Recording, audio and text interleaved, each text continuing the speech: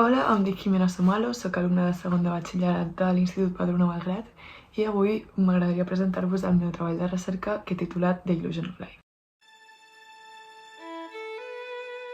Bé, doncs tot comença arrel de la meva gran passió pel cinema i per l'animació. Des de ben petita sempre m'ha enganxat molt el sentiment que em transmeten aquest tipus de pel·lícules i com en certa manera em fan pensar que tot és possible. Amb el meu treball, el principal objectiu que tenia era mostrar a nosaltres, els espectadors, que ens asseiem una hora i mitja a mirar una pel·lícula tots els anys de centenars de persones impartits en què nosaltres gaudim i ens endinsem en un món completament desconegut. A més, el procés va començar amb la idea de, per la part pràctica, crear un curtmetratge completament animat. Tot i així han anat apareguent obstacles que han fet que la part pràctica finalment sigui un curt que barreja cinematografia amb animació en 2D i 3D. Una vegada els objectius estaven clars, vaig començar a elaborar el treball i a la recerca de la teoria. El treball es dividiria en 3 blocs principals.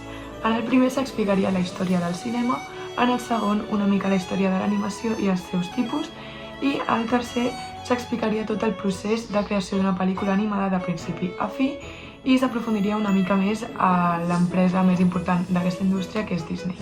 A d'haver-hi poc temps, paral·lelament a la investigació de la part teòrica vaig començar amb la pràctica. Per aquesta part vaig haver de cursar alguns cursos per aprendre a fer funcionar l'aplicació que m'ajudaria a crear el meu curtmetratge, que en aquest cas és Blender. Mentre aprenia a moure'm una mica més per aquesta plataforma, vaig començar també a crear la meva història amb els meus personatges per després aprendre a modelar i animar. Degut a la falta de temps, el recorregut no ha sigut pas lineal. Van haver molts canvis d'idea, molts canvis de personatges i vaig haver de retrocedir moltes vegades quan ja tenia coses molt avançades.